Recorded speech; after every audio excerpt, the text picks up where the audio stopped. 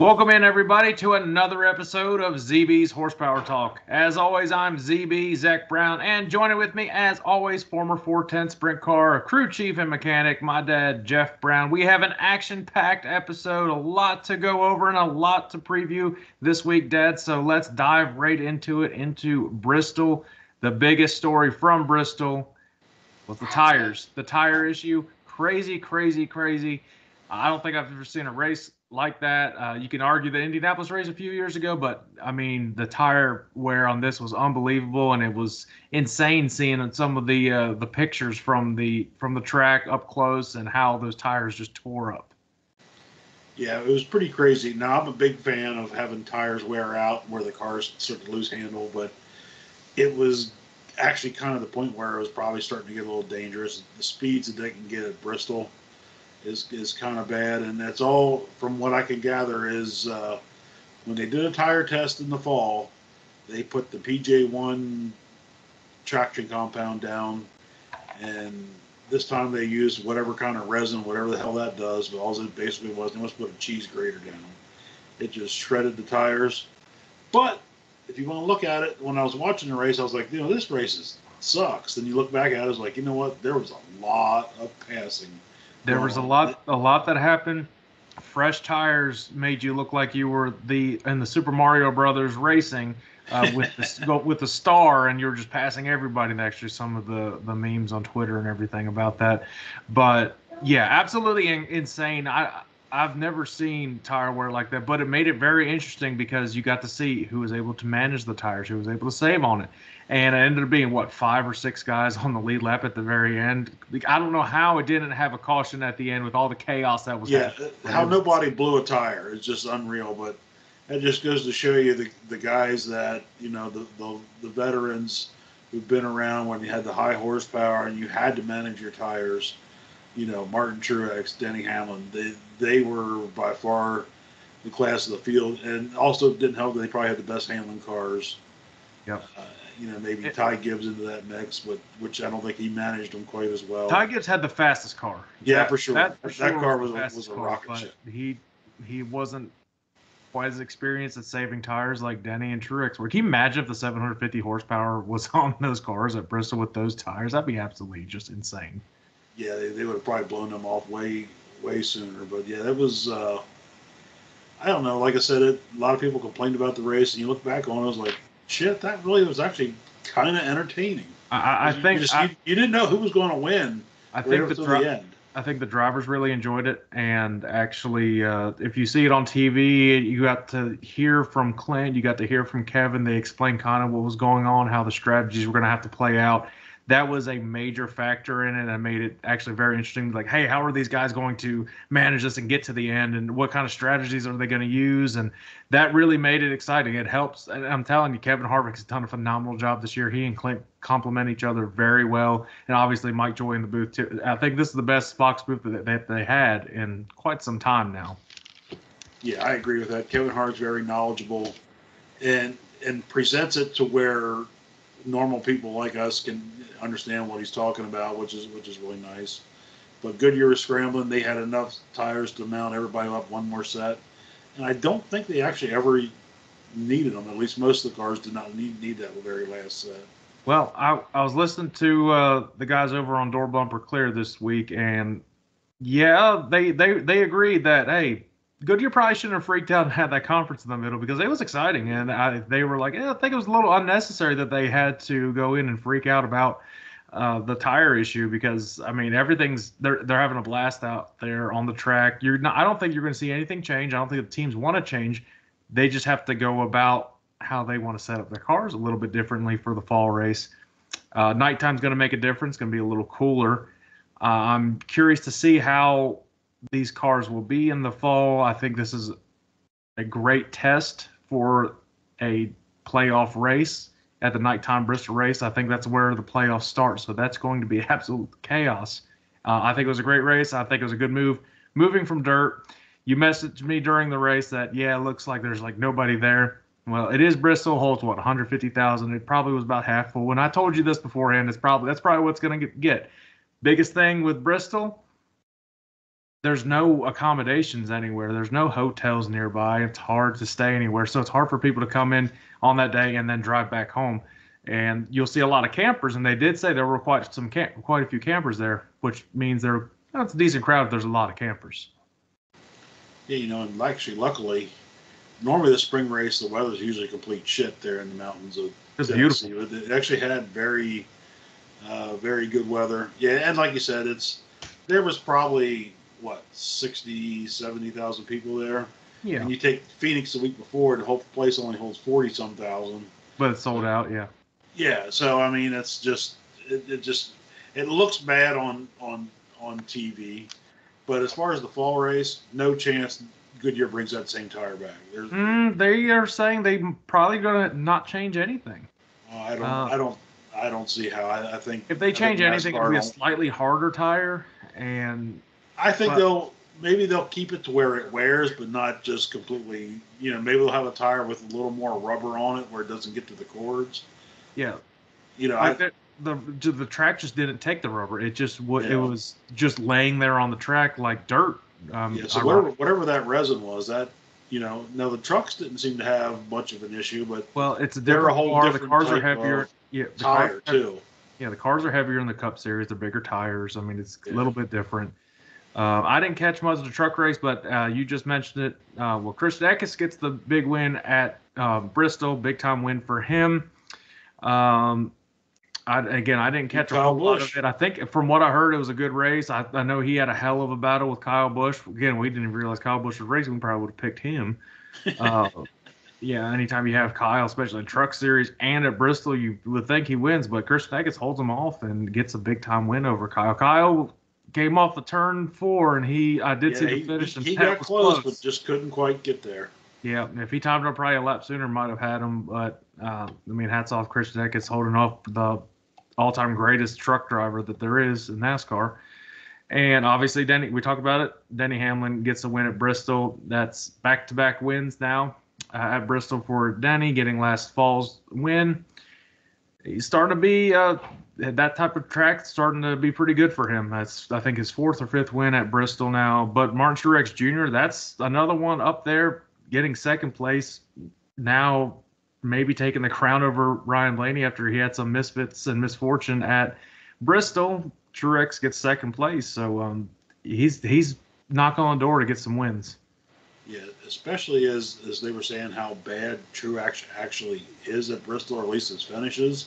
And he normally runs pretty good. And this time, I think I picked Truex to win last week, and it came up one spot short anyway. But yeah, he had a great run. Managed his tires.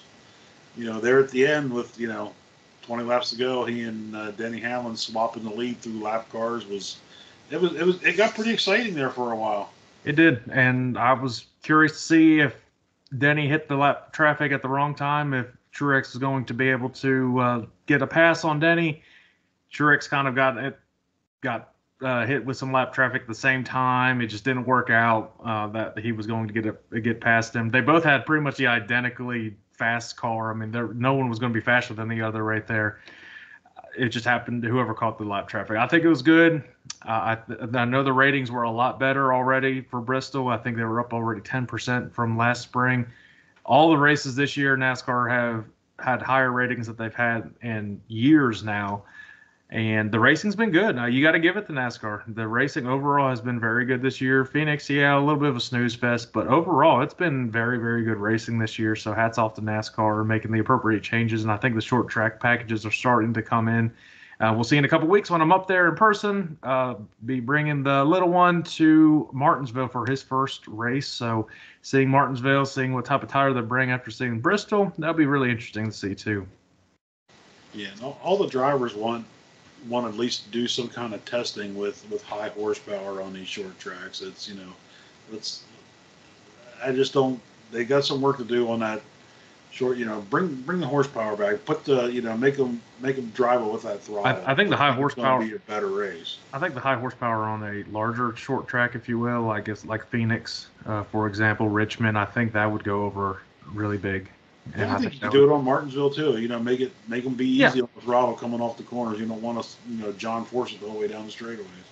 Well, let's head into our dirt racing segment this week, previewing World of Outlaws once again. I think another 2 weeks until High Limit kicks back again. But World of Outlaws at Cotton Bowl, recapping that. Night 1, Brett Marks gets the win. Big time win for him, holding off Carson Macedo.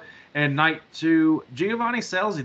I told you, that's the dark horse I'm telling you this year. And he had a really good weekend. He even bounced off a wall and somehow didn't flip it and still finished that race in the top 10 on the first night. And the second night prevails and gets the big time win. Great track. Yeah, it was an awesome track. The racing was great. From the top 10, most of the races there was battles everywhere. Brett Marks really was able to get hooked up on the bottom more so than everybody else, and it was able to take advantage of that before the other guys found it. But another 2-lane racing through the corners, small track slide jobs, great racing. No real issues of laying down rubber or having any kind of tire issues. It was just all around a great race. That they prepped the track right. And staying in Texas this coming weekend, the Outlaws are they are I can't do this. The Big O Speedway in Enos, Texas. Yeah. I'm sure that means like the big ostrich or something. Nothing else would mean nothing else, of course. Definitely not, guys. Oh. Especially like if the town had started with an O, Odessa, Texas, the Big O. Nope, it's the Big O. Screw it. That's great. Quarter mile semi-bank track. It looks like it's one of them that's got, for a quarter mile, it looks like it has straightaway, so the corners are going to be very, very tight, I think. Don't believe the Outlaws have ever raced there before, so this is going to be an interesting thing. I think they are going to absolutely pack the stands to go see the 410 sprint cars run around that track. I saw videos on YouTube. I think the stands hold about 20 people, so I mean it might not be a whole lot. I watched it was bringing some portables in or something. It's what we call these used to be the Thunder cars, and I saw a race on YouTube there, and first of all I don't know how anybody gets excited about that. I literally just flicked it on for 5 seconds, and somebody's already spinning out, and then somehow it was a pile up. I don't know how. They were going about 30. But you got to see the track, and I don't think there's a fence on 1 and 2, which makes it really interesting, kind of like how Lernersville is and a bunch of other small tracks. But being that it's such a small track with no fence on the on 1 and 2 at the very least, you're going to see some people jump outside the track and probably jump back on. Maybe not intentional. No, yeah, that's what I'm saying. They're going to balls it on the outside a little too much and forget there's not a wall that can save me from going outside the track. And I think it's gonna be great racing. This is gonna be interesting. I look forward to seeing them go onto these new tracks to see how how the track, if they can get the track prepped where it can withstand these cars, I think it's gonna be a fun race. Yeah. All right, we got to give a shout out to one of our partners, Viator. If you want to book your next destination vacation, check out my friends over at Viator.com. So many great places, so many great deals, organized on one website for you. Check the link down below, click on it, check all the places you need to go to, from Los Angeles to New York to Tokyo to Australia, wherever you want to go. Viator's got it. Check them out. Click the link down below. Back to the show. Yeah, so they have 2 races this weekend. It's Big O Speedway, and they're going to Kennedale. And I think the High Limit that was supposed to be there earlier this year, and it rained down, if I'm not mistaken. I know one of the series. Okay. I believe so. And I remember we were previewing it, and it's these 2 tracks are very, very similar. They're in Texas, staying in Texas. Kennedale's in Oklahoma. They're not staying in Texas on the second night? No, they're not in Kennedale. They're at Lawton Speedway, Lawton, Oklahoma. Oh, I thought it was Kennedale. Did I get that wrong? Apparently I did. Oh, well.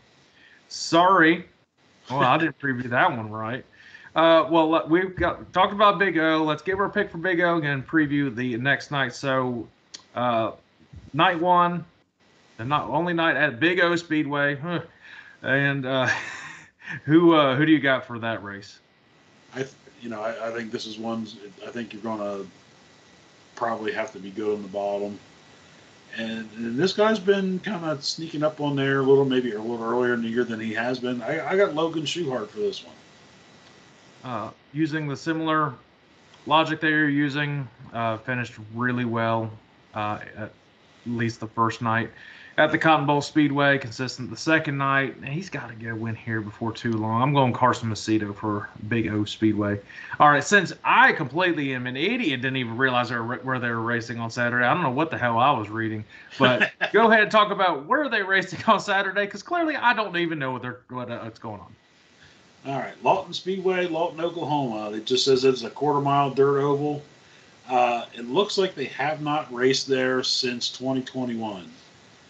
Brad Sweet has the track record, and it's like a 12-point-something track record, so it's not a super fast, it's not a super fast quarter mile, so it's going to be an interesting thing. But other than that, I didn't get a whole lot of information. I didn't get a chance to see what was the races, like I said, from 2021. So this is just going to go kind of blind on that one, and fingers crossed and hope for the best. No. Oh, no. No, yeah. So, okay. Now I know why I said Kennedale. So they're not racing at Lawton anymore. They just canceled that race.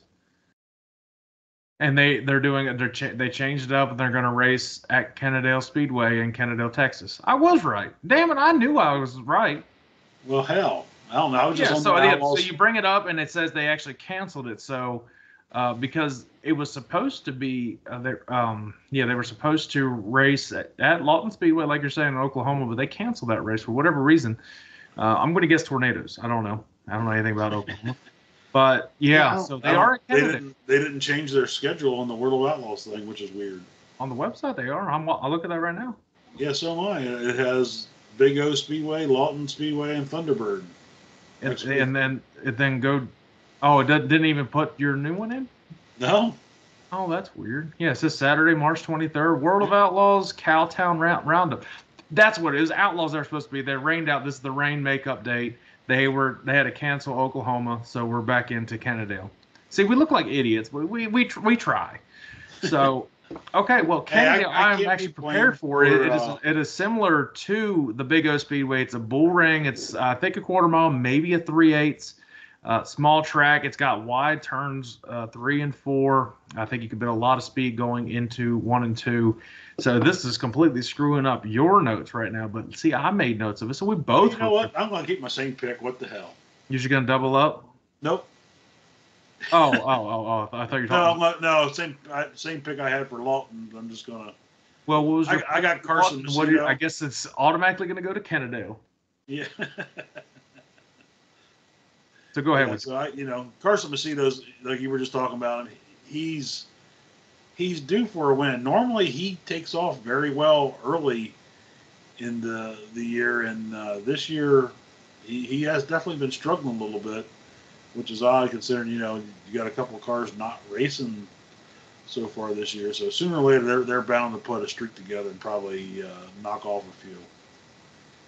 Well, my pick, I'm going with the guy that's got the momentum right now. He smacked the wall night 1, got a win the night 2 last week. I've got Giovanni Scelzi winning Saturday at Kennedale. See, I was right. It's fun when I'm right, isn't it? All right, so. Gotta give another shout out to another partner of ours, one we've had for quite some time, Dubby Energy. Make sure you check the link out down below, dubby.gg. Use my promo code ZBHP. Get 10% off any order. I'm sipping on some good stuff right now. I've got the Pineberry Splash Hydro series right now. Some great stuff. I'm telling you. I've had them for a while, and I'm particular on the drinks I get. Energy drinks, hydration supplements. There's some good stuff. I've had them for over a year now, so check them out. W.GG, promo code ZBHP. 10% off your order. Back to the show. Heading from World of Outlaws into NHRA, starting the West Coast swing for the NHRA, the top 3 series. It's not motorcycle racing in Pomona. I think motorcycles usually don't do the West Coast swing, at least this early on in the year. So you just got the Pro Stock cars, funny cars, and Top Fuel heading into Pomona. And they did start at the Gator Nationals last year. I just looked at the results from last year. Pomona was actually the 3rd race last year. So they're changing things up quite a bit. So Pomona used to be the first race, and now it's not, but it's still a pretty infamous track for these drag racers. Yeah, this is sort of the OG track for the NHRA. This is where it kind of all started. So this is sort of got a special place for all the racers. Really, the only one that's actually from out there we have is the Forces. I do think the Scrappers car originally is from out there. I'm not sure it's based out there anymore.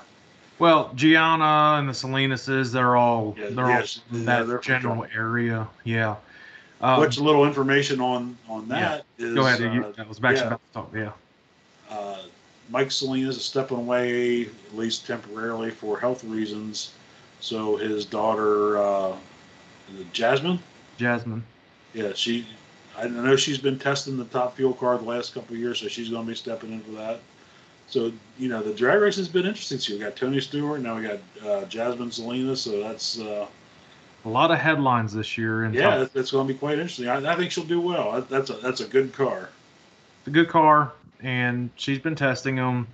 She raced in Top Alcohol, and I think hers was a nitro car, kind of like how Tony's was. Yeah. So she should adjust fine. Be interesting to see. I think Pomona will be a great track. I don't think it'll be as humid as Florida. Traditionally, definitely not. The air should be good. It's close to sea level. Humidity generally is pretty low. But they have been getting rain, so hell, who knows out there? Yeah, I mean, it seems to either have mudslides or earthquakes. I don't know. I don't know anything about California. I'm just gonna go listen. Anyways, heading into our picks for NHRA. Of course, you're going first all this week. I'll try to alternate weeks. So starting off the Pro Stock series, who are you going with in that one to possibly knock off Erica Enders? Unless you have Erica. Well, I got one that's my pick is to actually beat Erica Enders. I figure it's too easy just to keep picking her, so we're gonna go somebody different.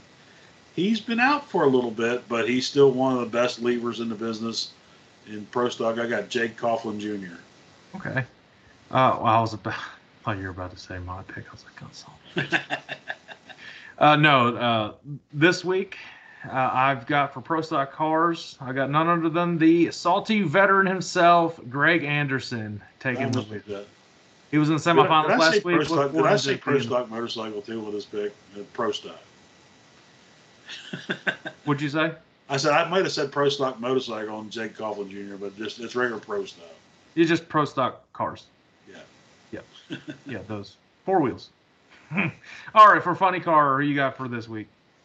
This guy, not one of my favorite picks, but he is the fastest guy in drag racing history in at least an engine powered car.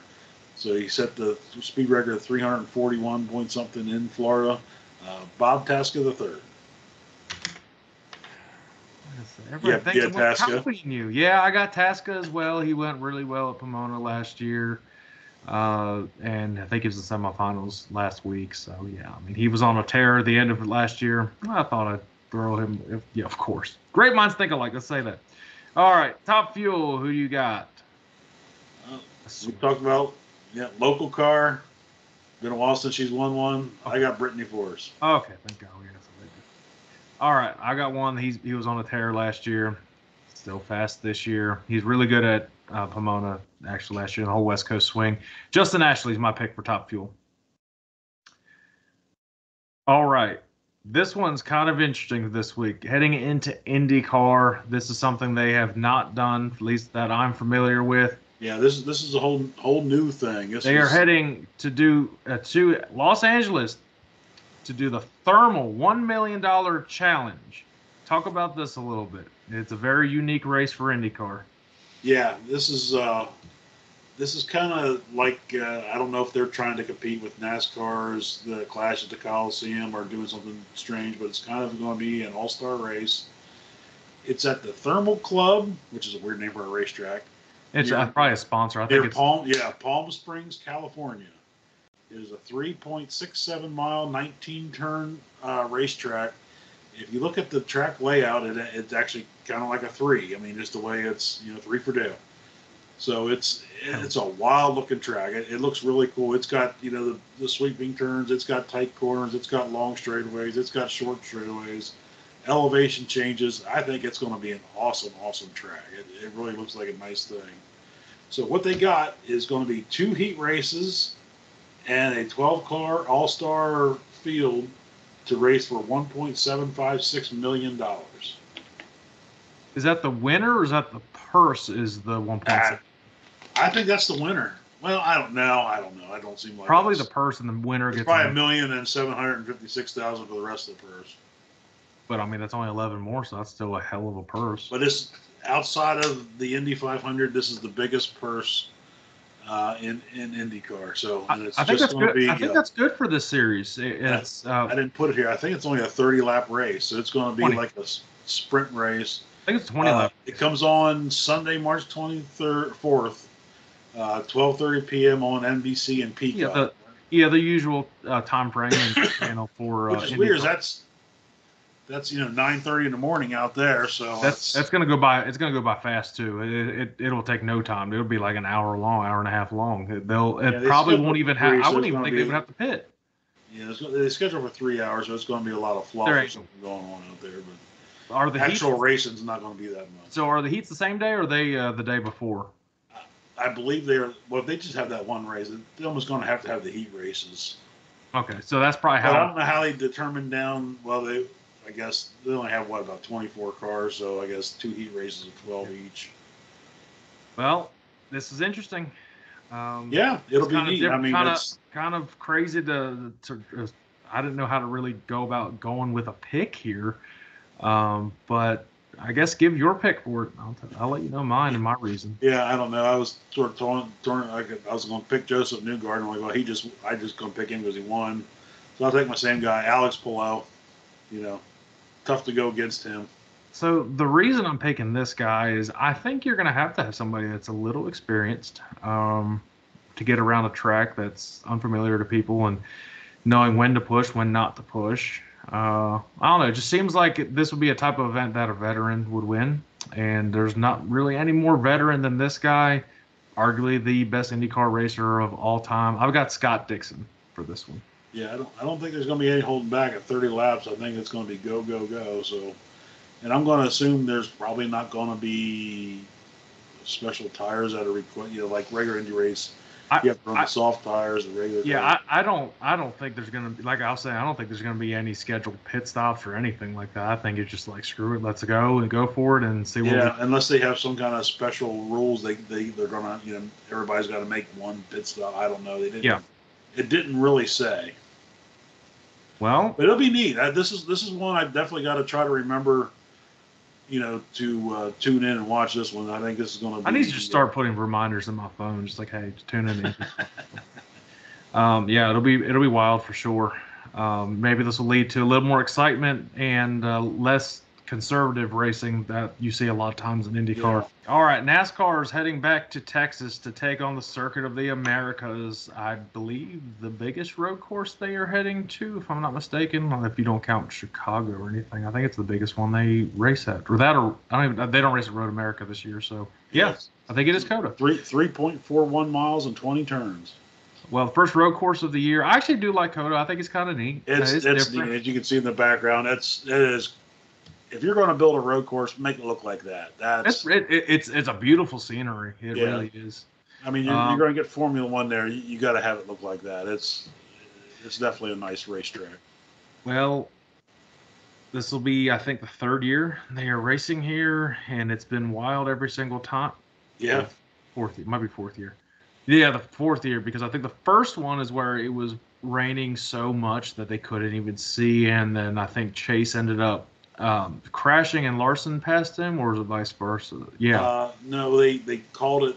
They had pit stops, and Chase happened to have the lead because he didn't pit yet, and That's what it was. And Larson was second. Larson was absolutely tearing everybody a new one on that race. And I remember when Harvick was talking about, hey, that was just ridiculous. But yeah, it's a great racetrack. I think it'll put on another great show. That one turn, I think it's turn technically 3 is where it gets really tight, like the similar to the tight turn you see at Sonoma.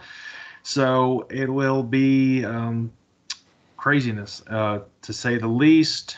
One of the road courses I actually don't mind. If anybody has watched the show before, I'm not a fan of road course racing. I think it's trying to get too drawn out. Because the way the track's designed. Yeah, but I like it. This one, I don't mind. This one, I really don't mind. You're not going to hear me bitch and complain too much on this one. So before we head into that, we want to give our power rankings and then talk about what we got for fantasy. And, of course, the trivia question. We can actually go anytime on the trivia question. So power rankings heading into COTA. Go ahead with yours. I've got a pretty big shakeup in mine after last week's crazy race. At number 5, he was out last week. I moved him back in. He was one of the only ones that actually finished on the lead lap, and I think he was the highest Chevy. I got Kyle Larson back in at number 5. He was not. Alex Bowman was. Oh, Bowman beat him? Okay, I didn't know if he got him or not. But yeah. At number 4, this was the absolute fastest car last week, hands down. Didn't quite have the experience to do it, but first time in my top 5, I got Ty Gibbs. He's moving up. I think he's had the highest average finish of anybody this year so far out of all the races. Definitely moving up. Yep. And number 3, he was not in last week. I moved him back up. Second place finish. Great run at Bristol where he don't normally run good at Bristol. I got Martin Truex Jr. Number 2, last week's winner. He wasn't in my power 5 or top 5 last week, so I got Denny Hamlin number 2. And even though he had a little issue at Bristol, kind of got chastained, we're going to give Ryan Blaney a pass. He was pretty good all day for the most part. Just the whole tire thing was kind of a screwed up affair for some teams. So we're going to leave Ryan Blaney at number 1 right now until somebody consistently can beat him or he really has trouble. I just like how that's become a verb now, is chastained. All right, so my top 5, definitely a shakeup here. All right, so at number 5, I still got him in my power rankings. He still finished in the top 10. It was a difficult race for everybody at Bristol, but I've got Christopher Bell at number 5. Number 4, last week's winner, I've got Denny Hamlin moving back into my top 5 power rankings at number 4. And at number 3, got 5th place. I'm not changing anywhere where he's going right now, staying in my top 5, Kyle Larson.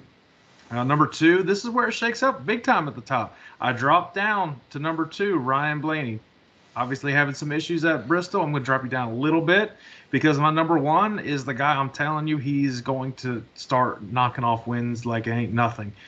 Martin Truex Jr. is my number 1 power ranking heading into COTA. I think he's going to start going on a tear. It could even happen this weekend. He can race pretty well at road courses, so watch out for Truex. He can race well anywhere. He's good anywhere. Except, I would say, I guess, super speedways. I guess that's his little Achilles heel right now, but, I mean, that's just a crapshoot. So, yeah, top 5 this week. Yeah, definitely a big shakeup.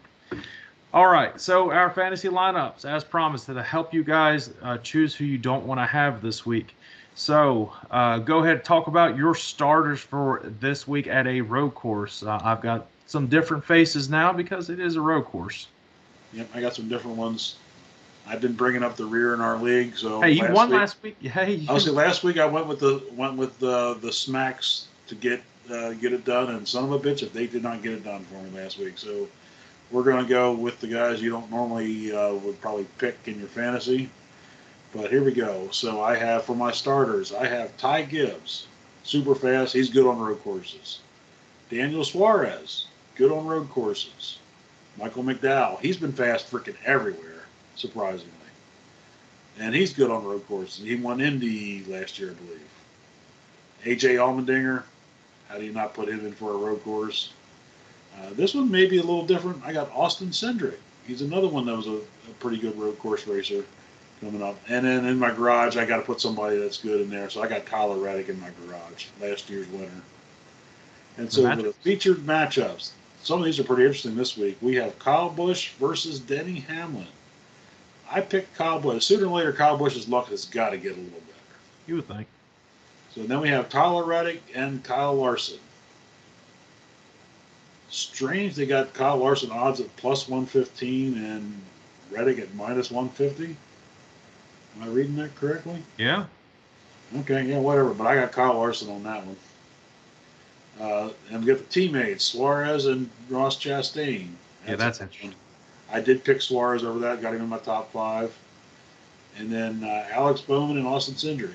Alex Bowman's another surprisingly good road racer you don't think about, but since I have him in my top 5, I got Austin Cindric on this one. All right. Well, I've got a little bit different lineup, and mine completely deleted, so it's obviously what I just went with right now. I don't know why it deleted earlier. NASCAR, you better check yourself trying to just make my stuff mess up, because I'm definitely not 56,708th in the world. I'm definitely number 1. All right, so my lineup for this week is the Watermelon Man himself, Ross Chastain, got a win at COTA, so I think you will see him up and running and contending for the win. Same as you, Michael McDowell. This is the first time I've actually used Michael McDowell this year. It won't be the last time, and he's freaking fast. They've got something figured out with that new body and the new Mustang. I've got Alex Bowman in my lineup. He's pretty good at COTA, actually. He's, I think, both the last 2 years at COTA, he's finished top 5, or both at least top 10s. I expect he's got some momentum after Bristol, too, so that goes a long way as well. Last year's winner at COTA, I got Tyler Reddick. I mean, he's a great road course racer. I expect him to be up there. And probably the best road course racer in NASCAR history, Chase Elliott. He's in my lineup. And in my garage, I've got Ty Gibbs. He's pretty good. I think he finished like 3rd or 4th last year at COTA, so that was pretty crazy. My featured lineups, they're a lot different than yours. I've got Denny Hamlin over Kyle Busch. Just for the fact that he's had bad luck and Denny's had some momentum, so it's just a little bit about that. I got Tyler Reddick over Kyle Larson because I ain't jinxing him. I've got Ross Chastain over Suarez. I got Chastain in my lineup, so I'm going with that. And this I actually don't have in my lineup. I'm going against my lineup on this one, but I got Austin Cindric over Alex Bowman. He is a surprise at COTA and road courses. So obviously the good bet this week's Tyler Reddick. He's good anywhere he goes road courses. Ross Chastain, same. Says avoid Denny Hamlin, so that's cool because I picked him in my featured matchup. Avoid Bubble. Now, take this with a grain of salt, everybody. They said avoid Truex, and he got 2nd last week. So, once again, the sleeper. I guess he's going to be the sleeper every week. It's going to be Chris Buescher. Sorry, Chris. Apparently, you're never going to be a good bet, but you're always going to be a sleeper bet. So, I guess it's better than to just completely avoid. Yeah. So, all right. Trivia, and then our picks for COTA. So, when was NASCAR's first road course race, and where was that at? Riverside, California? No. No shit, really? Wow. You're going to be like, oh, that's right when I tell you, but you got any more guesses? Wow. Could you guess a year they went to road course first? I'm going to say like 77. Oh, no, it's way before that. Was it really? Oh, yeah. You want to know, or do you need a hint? I'll try a hint. All right, a hint. It's in New Jersey. Or was it New Jersey? Oh, I have no idea. All right, so it's the Linden Airport in New Jersey in 1954. Really? Wow. Mm-hmm. I never would have guessed that in a million years. The winner of that one was Al Keller. Okay. Never even heard of him. See, we learn something new every single day. Finishing up finally for our picks for COTA. All 3 series are here. It's going to be utter chaos. Let's dive right into it. The Truck Series, who do you got? So this is some interesting entries in the Truck Series. We have Jack Hawksworth, Marco Andretti, Connor Zilich, and Ross Chastain's running the trucks this time. But I'm just kind of rolling the dice on this one. I got Grant Enfinger never know with the trucks. That's just kind of a. I've got one. He's been really good on road courses. He's just a good truck driver, as it is. I got Ty Majeski. The Xfinity Series. I'm going to take a guess we both have the same one on this one. I don't know about that. But notable wonders in this one, Kyle Larson and Ty Gibbs are running in the Xfinity. Oh. So my pick is SVG himself, Shane Van Gisbergen. Cheeseburger. Yep. Well, we don't have the same one. I've got the all-time greatest Xfinity road course racer ever has ever existed, AJ Allmendinger. I almost picked him. Yeah, I'm not going against Dinger for this. I'm just going out and see what SVG can do. Actually, before my NASCAR app deleted everything, I had him in my lineup, or I think I had him in my garage, but that's cool. I just whatever. Anyways, for the Cup Series, who do you got? So we got, we know Allmendinger's in there, SVG's running, and Kamui Kobayashi is going to be, I think he ran a couple, did he run the street course last year? He ran very well. Isn't that the test that Captain Kirk cheated on in Star Trek? Yeah, that's what it is. But you know what? I got the best average finish of anybody this year. He's a great road course racer. Not going to have tire issues. I got Ty Gibbs, and Mom's going out on the limb and picked AJ Allmendinger for the Cup race. I'm going to dark horse. I don't know if you can consider a dark horse anymore. I got him in my lineup. He's been fast. I got Michael McDowell. He won Indy last year on the road course. It's not going to be, like I said, I don't think it's complete dark horse. I think that's no. I don't think you can call it anymore. That's Busher. I think is the sleeper. Yeah. All right. Well, I think that does it for this week. So I've been trying to think of a good top 5 for next week to do. I was kind of going back and forth on it, but since you and I have been doing this now, and I guess it's a good father-son duo, let's dive into a top 5 next week. The best father-son duos in motorsports of all time, across anything, any racing. Okay. Yeah. And so if you guys have some suggestions who you think that are good father-son duos that have been in history, whether it's NASCAR, sprint cars, include some dirt racing going on. Yeah, there's some good ones in that. So make sure you leave in the comments or whatever it is. Let us know what you think. Follow anywhere you get your podcasts. Follow on all social media platforms. Make sure you hit the subscribe button on YouTube. Check all the stuff that the YouTube channel has. We're continuously improving. So look at this little microphone. Right now, all the time, trying to keep having some fun with it. So we'll look forward to see what you guys give us for next week. Yep, top 5 father-son duos for next week, and we'll dive into some more NASCAR and recap again next week. So until then, we will see you guys in about a week. All right, bye everybody.